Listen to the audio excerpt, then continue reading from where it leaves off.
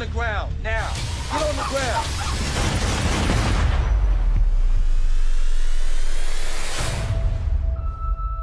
There's been a police shooting of an unarmed man today. Governor called personally. She doesn't want another Ferguson. All I care about is the truth. And my truth has no color. I have assurances from the department you'll have their full cooperation. I'm not a fan of surprises, so I'd appreciate being kept up to speed. I read your report. I just want to hear it from you. I asked him to step out of the vehicle. But as he steps out, he rushes for my gun, gets a hand on it. And in that moment, it was either him or me. And I shot him. 4 times. Yes, he continued to struggle. The officer said he went for his gun. Jesse would never do that. Y'all ain't see nothing or hear nothing? Look, we're not police. We're investigating police. No one's got answers for you, because you keep asking the wrong question. So what's the right question? You need to go ask Miss Campbell. What do you know about the white kid who was just killed by the cop? Why would I know anything about that? We were told to ask you the question. Well, I don't know why they said that. When did you lose your son? Can't talk about it. Who told you that? The police? The department is obviously corrupt. Officials say the racist remarks are from Joshua Beck, an African-American deputy. Just graduated from the academy. Any last words? Finally got my license to shoot these crackers. Crackers.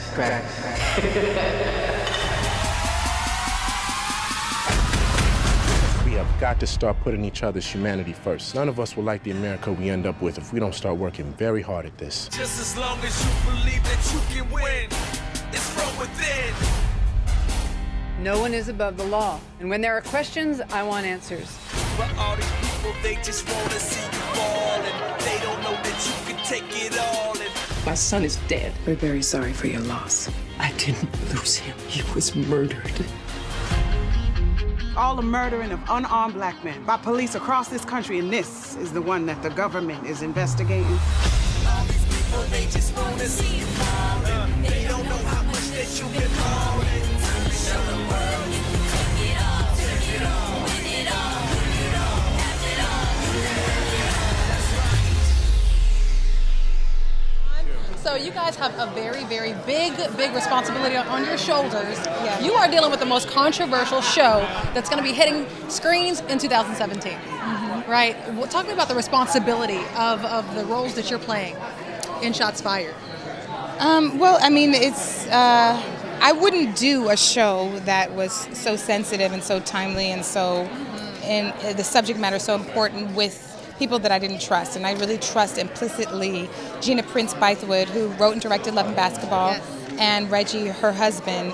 They're two amazing artists with so much integrity, and they really wrote a kind of, I think, a tour de force that is very sensitive and reflective of what we're going through.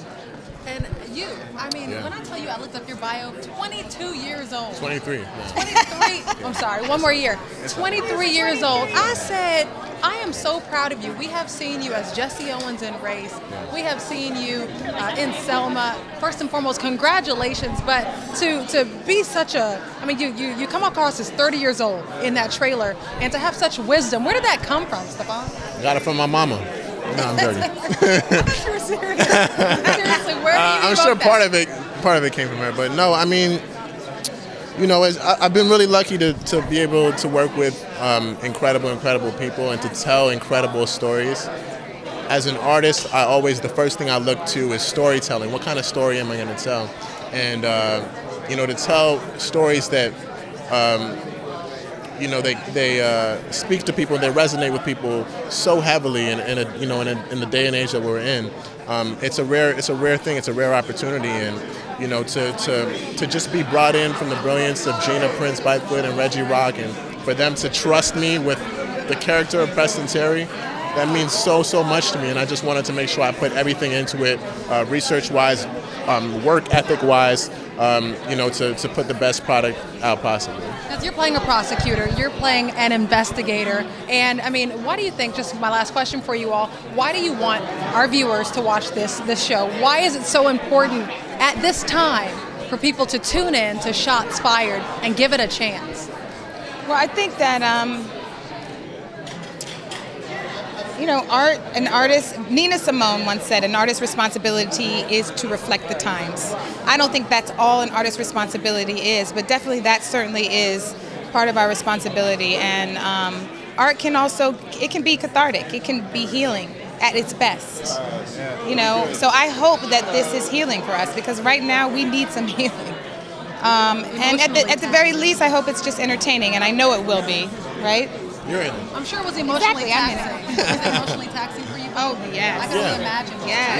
Yeah, of course. Evoking the emotions of Trayvon Martin's Yes. mother, Tamir Rice's mother. Yes.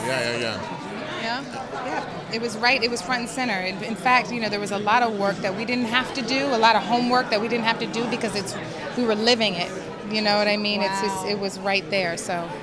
Thank you all so much. And when does the show air? March 22nd. Make sure y'all catch it on Fox. We cannot wait to watch it. Best of luck and congratulations to you both. Thanks so much for speaking with us.